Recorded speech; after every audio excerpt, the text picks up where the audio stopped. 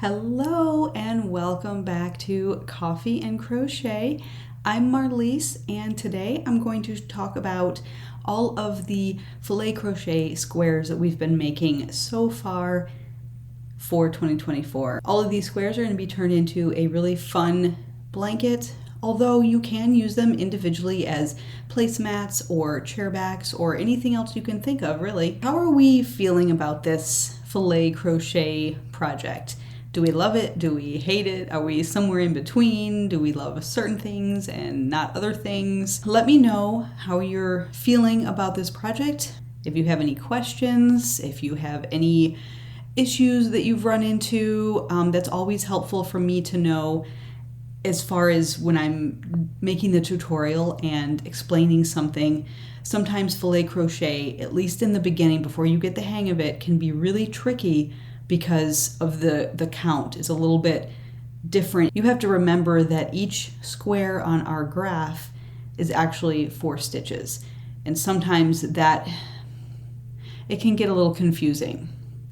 However, once you get into it, like me, now I was new to filet crochet, about maybe a year ago, I kind of started playing with it and I absolutely fell in love with it. I love the fact that you can create so many different patterns. I mean, it's just endless. You have a graph, you just draw on that graph paper and you can put it into fabric. So I thought what I would do today is just go through each of the squares that we've done thus far, and then we'll get into talking a little bit about joining these squares at the end and adding a final border for our blanket for those of us that are going to turn these into a blanket. So the first square that we did was January, and let's get it the right way. Here's my January square. We did a snowflake, and this was the very first square that we did. Now I do have a pumpkin placemat that's filet crochet that I put out maybe like 10 months ago or so, but the stitch count is different, so that pattern will not work with these squares. However, I'm going to do a pumpkin that will work with these squares, so don't worry if you want a pumpkin, it'll be a bonus square at some point. So here is our square.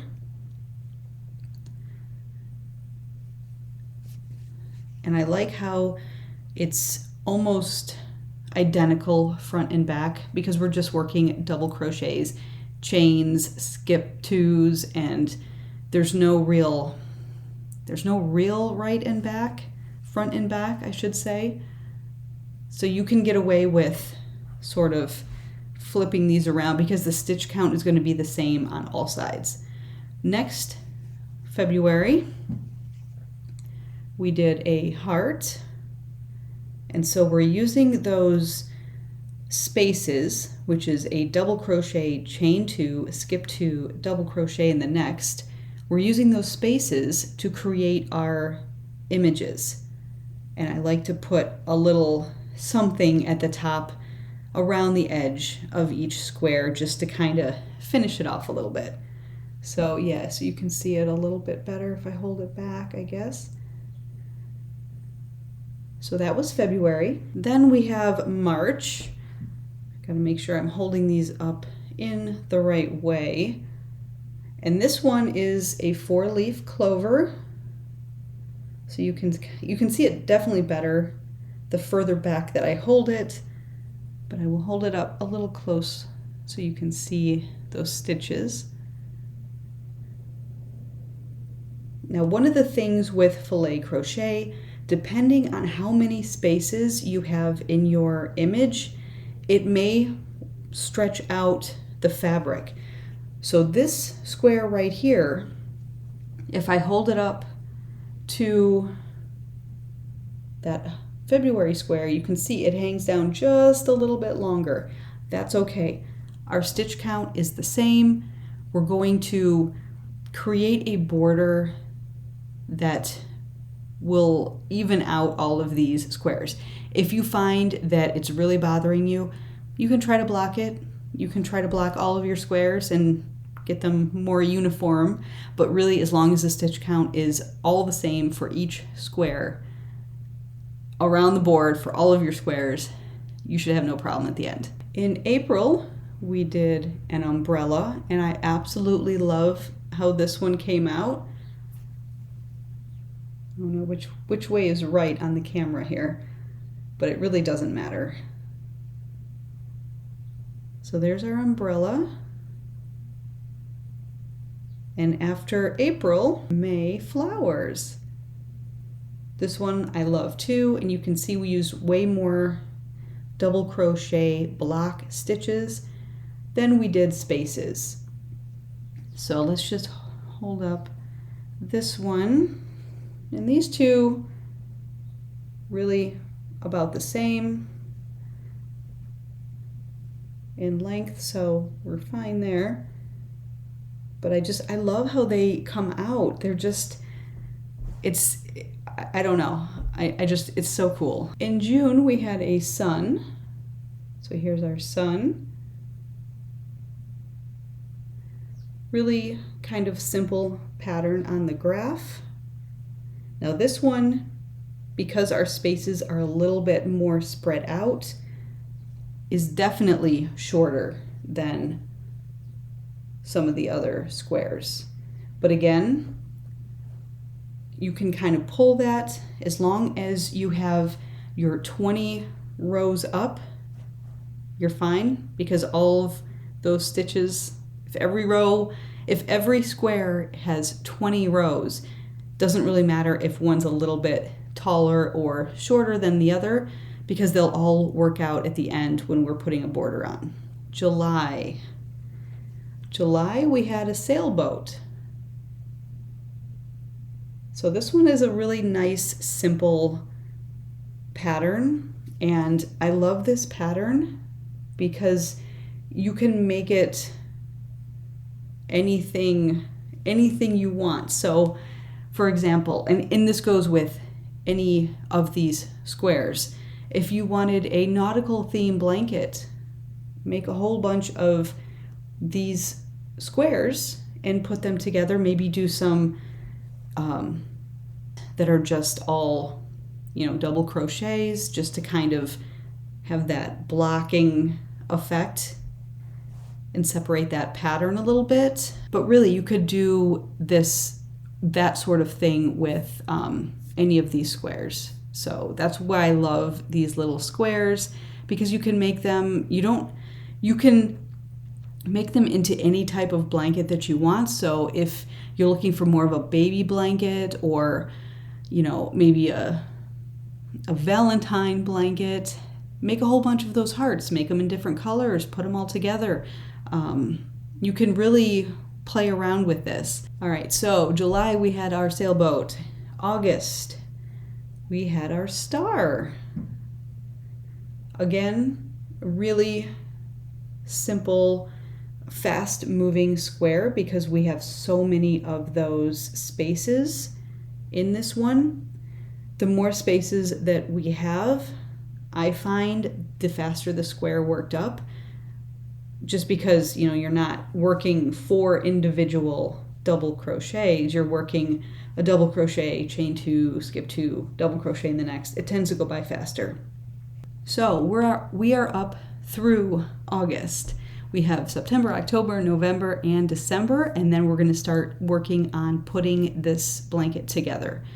I will say that if you want to add a border on each individually right away, you can do that. I will have a tutorial, at least I'm planning on having a tutorial on a few different ways of making this blanket and sewing it up together. I haven't decided personally the best way to do this. Do I want to add a border around each square? Do I want to kind of join as I go for the whole blanket? I don't know. So I'm going to hopefully have a tutorial that has some different options for everybody, whatever works best for you and your blanket. Besides working all of these squares for each month, I have also added a few bonus squares that don't really pertain to a specific month. They're just kind of fun graphs, fun squares to create. Now the first one that I did was a little bit of a trial and error, a birthday cake. I used variegated yarn. Now you can kind of see it if I hold it back just a little bit, but it is definitely super busy, and I highly recommend not using variegated yarn when doing filet crochet. But because it was a birthday cake, I wanted it to stand out a little bit and make it special. So not just a solid color, I wanted somebody to look at that. Now maybe they can't tell that it's a cake, but it's definitely going to be different within the blanket. So if you have an anniversary or a birthday that you wanted to highlight, you can try and use the variegated, but I'm showing you it may not come out how you want. So this is probably my least favorite square. Now I like the pattern, I like the graph, but I am not thrilled with how the variegated yarn worked up in filet crochet. It's just too busy. It takes away from the actual image that we're trying to create. So that square is my least favorite square. I love them all, but if I had to, absolutely had to, that's probably my least favorite square. Moving on, back to our solid colors. We did a butterfly as another bonus square, and this one we worked up a little bit differently because you can see that I've only outlined the butterfly shape in spaces, but the inside of that image is worked all double crochets. So it is a little bit different than our other squares. And I just thought it was kind of neat to play around with that. And you could technically do that with any of the squares that we've worked. You would just have to figure out a way that it would look right where you are going to outline your image. So the butterfly was pretty easy because I'm just outlining those 4 wings. But some of the other images, you would probably have to redo the whole graph pattern and draw it out yourself and see what looked right on paper before actually working it up. So that was our second bonus square.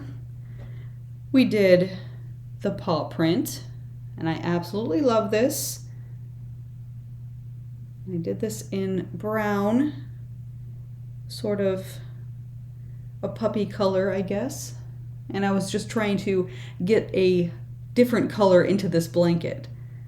So yeah, there you can see it a little bit better.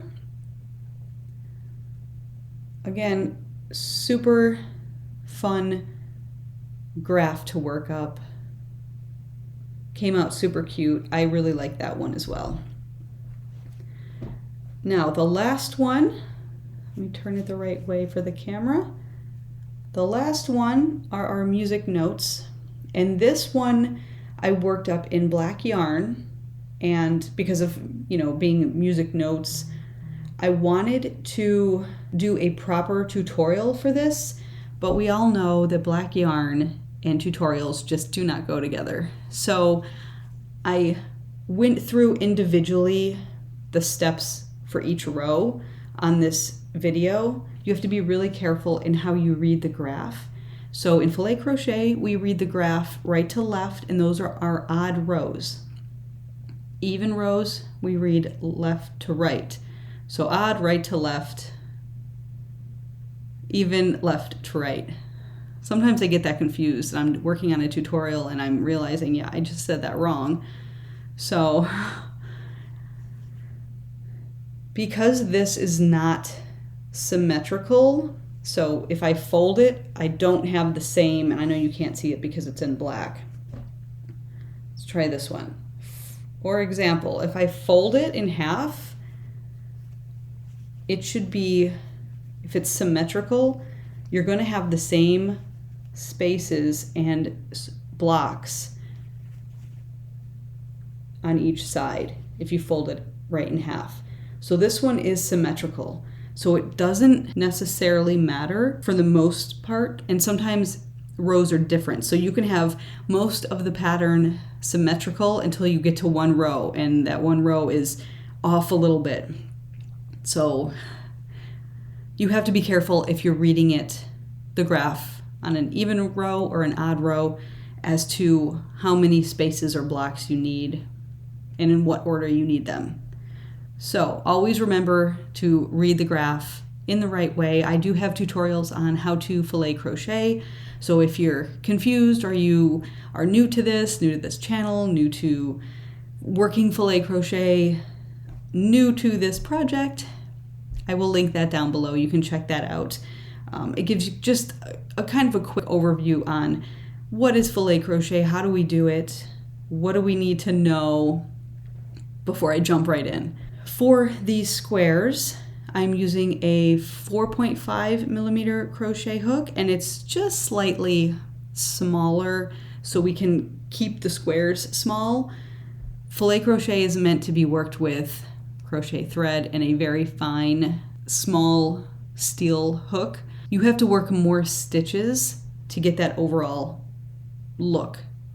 Here, we're working with 4-weight yarn and a little bit of a smaller hook, but if I had used a 5 millimeter or a 5.5, these squares would have been way bigger. Now you can, of course, you can do that. If you're trying to make a king size bed and you only want, 6 squares or 8 squares instead of 12, that might work for you.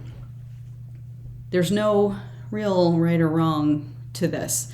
It's kind of whatever floats your boat, whatever you enjoy, whatever's working for you, do that. It doesn't, everybody's different. All of these squares are going to look different for everybody. Everybody's going to have different colors. Everybody's blanket is going to be different, and that is what is so fun and creative about this hobby of ours.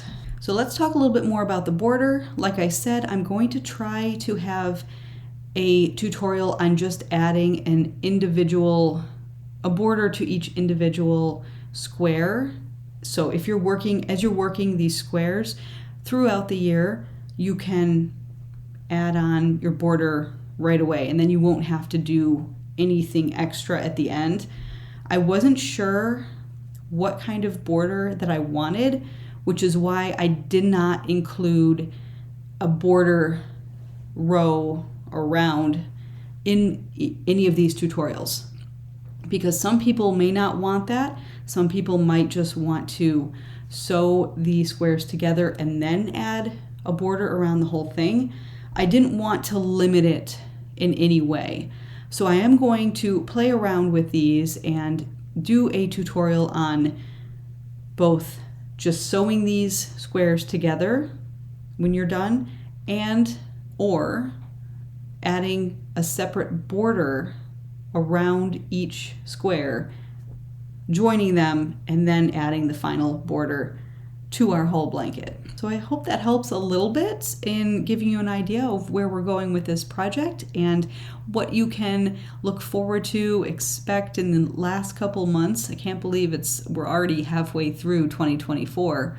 If you have any suggestions or you'd like to see a certain image for your blanket, be sure to leave that down below in the comments. You can also email me if you have any suggestions or ideas or, anything regarding this blanket or anything else really, crochet and knitting and crafty related. If you want to make your own graph, that is definitely something that I'm going to have a tutorial on as well. So I will give you the measurements. There's a fantastic website out there, Stitch Fiddle, that basically creates the graph for you. You just have to fill in the squares and the spaces how you want, and you can create your own image. You can screenshot it, print it, whatever you want to do, and work up your own square. So I will definitely have a tutorial for that out at some point, hopefully sooner rather than later, if you wanted to create your own. But in the meantime, if you have any suggestions, I have a few suggestions that I'm working on for images for our squares, and I'm always looking for more. So if you have any ideas, suggestions, put that down below in the comments or email me, and hopefully you'll see one of your ideas in an upcoming filet crochet calendar blanket tutorial. Thanks for watching, everyone. Until next time, happy filet crocheting. Bye.